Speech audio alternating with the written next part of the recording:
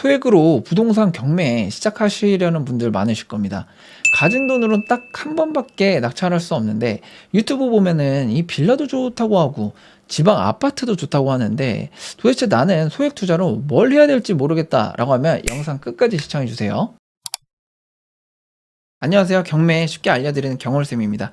자, 경매 재테크 하려고 월급에서 빠듯하게 아끼고 아껴서 1,000만 원, 2,000만 원 모으신 분들 정말 수고하셨습니다. 일단은 저축으로만 모으려고 안 하시고 이렇게 적극적으로 경매 재테크를 통해서 돈을 더 빠르게 불리려고 결정하신 건 정말 대단하신 거예요.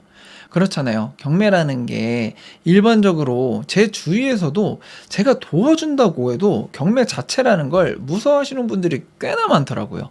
그럼에도 불구하고 경매를 시작하려고 하시는 분들 정말 대단하십니다.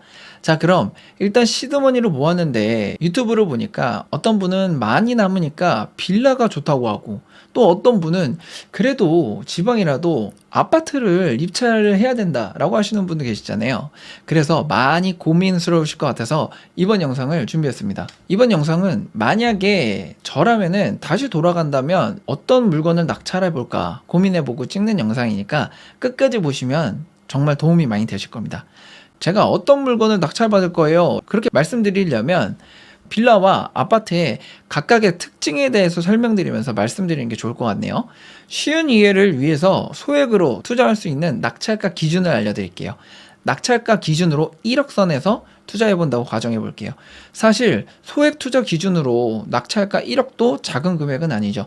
오늘 같이 업로드된 무료 강의 5강에서는 낙찰가 3,900만 원짜리 구미에 있는 아파트 이건 1,000만 원으로도 투자가 가능한 물건이 있는데 자, 이번에는 2,000만 원으로 낙찰가 1억 정도 되는 빌라를 낙찰받는다고 했을 때 지역으로 따지면 인천이나 동두천, 의정부 이 정도가 되겠죠. 연식은 동네에 따라 다르겠지만 한 2000년도 중반 물건 정도 이런 물건에 낙찰을 받을 수 있을 거예요.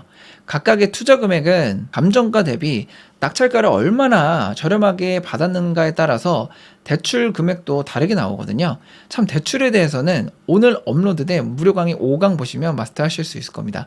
낙찰가율이 비슷해서 들어가는 투자 금액은 비슷하다고 가정해 볼게요.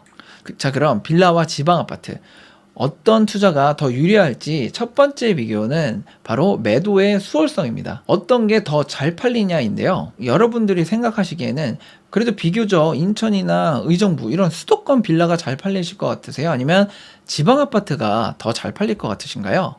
제가 11년간 경매를 해오면서 경험적으로 말씀드리자면 아무리 지방이어도 아파트가 훨씬 더 잘 팔렸습니다. 가끔 지방의 아파트는 안 팔린다 하시는 분들도 계신데 가격이 안 맞으면 수도권이어도 내놔도 안 팔립니다. 수도권 아파트여도 안 팔려요. 예를 들어서 시세가 5억인 아파트를 5억 3천에 내놓고 있으면 당연히 안 팔리는 거잖아요. 근데 지방 아파트라도 시세보다 조금 저렴하게 아니면 인테리어에 포인트를 준다면 왜 안 팔리겠어요? 긴 말 할 거 없이 실거래 데이터를 보면 거래가 된다는 걸 알 수 있죠. 왜 황금성 하면 아파트라고 말을 하는 데는 다 이유가 있었습니다. 저는 경험적으로 알게 되었지만요. 그래서 매도가 잘 되는 건 지방 아파트의 승리겠네요. 두 번째는 수익성이에요. 빌라는 지방 아파트보다 응찰수가 적어서 경쟁이 낮아서 저렴하게 사서 수익이 훨씬 많이 남는다라고들 하는데 이거는 반은 맞고 반은 틀린 얘기거든요. 입지가 떨어지고 개별성이 안 좋은 빌라는 정말 시세 대비 저렴하게 봐줄 수 있는 건 맞아요. 맞는데 이거는 또 함정이 매도가 또 그만큼 오래 걸리기 때문에 1년으로 환산 수익률을 내면은 지방 아파트보다 오히려 떨어질 수 있습니다. 예를 들어서 지방 아파트는 낙찰을 받고서 5개월 만에 잔금까지 치렀는데 1,500이 남았고 빌라는 1년 만에 팔았는데 2,300만 원 남았다라고 하면은 숫자만 놓고 봤을 때는 빌라가 더 많이 남은 거겠지만 연환산 1년으로 시간의 개념을 넣었을 때는 지방 아파트 수익률이 훨씬 더 높은 거죠. 그래서 시간이라는 개념을 넣었을 때는 지방 아파트가 유리한 겁니다. 또 한 가지 또 중요한 부분이 있습니다. 뭐냐면 지방 아파트 빠른 매도는 복리 수익이 가능하기 때문에 빌라를 투자하시는 분들은 복리 수익을 생각을 못 하십니다. 복리 수익이 자산 증식의 키포인트거든요. 그리고 좋은 입지에 개별성이 뛰어난 빌라 같은 경우에는 또 그만큼 낙찰 가격이 높습니다.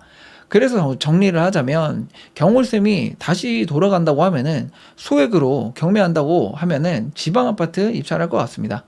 그래서 정리하자면 제가 만약에 소액을 가지고 다시 돌아와서 소액 투자를 한다고 하면 저는 무조건 지방 아파트를 할 것 같습니다. 그럼에도 불구하고 빌라 경매 투자를 해도 되는 경우가 있긴 합니다. 그거는 제가 마지막에 설명드릴게요.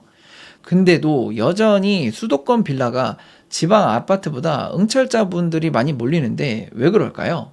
유튜브에서 빌라 경매에 대해서 많이 나오는 것도 있겠지만 사실 지방까지 입찰 가기가 물리적으로 사실 쉽지 않잖아요. 이럴 때는 제가 말씀드린 적이 있는데 저희가 단기 매도를 할 때는 부동산 매매 사업자를 통해서 우리가 매도를 하잖아요. 말 그대로 부동산을 매매하면서 수익을 내는 사업자의 개념으로 보시면 좋을 것 같아요. 요즘은 법무사나 공인중개사 분들을 통해서 대리 입찰을 중개해주는 서비스도 있거든요. 우리가 매도를 할 때는 매매 사업자니까 사업자라고 생각을 한번 해보시라는 거예요. 대리 입찰에 사용되는 비용 같은 경우도 증빙이 되거든요. 그리고 또 빌라를 낙찰받고 매도가 안 돼서 돈이 묶이는 것보다는 저는 대리 입찰을 통해서 지방의 아파트를 낙찰받는 것이 더 좋다고 생각하는데, 근데 계속 대리 입찰을 쓰면 또 돈이 아깝겠죠. 그러니까 지방의 아파트 같은 경우에는 입찰가 산정에 좀 더 시간을 쓰셔야겠죠. 그리고 빌라 투자도 해도 되는 경우가 있는데 유튜브에도 풀피 경매라고 검색하시면 굉장히 많이 플러스 피로 세팅한 사례들이 많은데, 근데 이거는 정말 시세보다 저렴하게 가져왔다는 가정하에입니다. 그런 다음에 그 플러스 피 자금으로 상가나 다가구나 단기 투자를 정말 내가 잘할 자신이 있고 그 수익률이 보유세보다 월등하게 높게 세팅할 수 있다라고 하면 저는 괜찮다고 봅니다. 그것도 하나의 투자 전략인 거죠. 그 대신 절대로 실패하면 안 되겠죠. 그래서 초보분들은 절대로 추천은 못 드리겠고요. 경매 오래 하고 이걸 좀 건전하게 운영할 수 있다는 전제하에 말씀을 제가 드리는 겁니다. 자, 그럼 정리하면은 경홀쌤은 다시 돌아가면 소액으로 투자를 한다고 하면은 빌라보다 내가 조금 힘들더라도 빠르게 매도할 수 있는 지방 아파트에 투자한다고 말씀드렸습니다. 이 채널 구독하시면 부동산 경매 쉽게 배우실 수 있습니다. 지금까지 영상 시청해주셔서 감사합니다.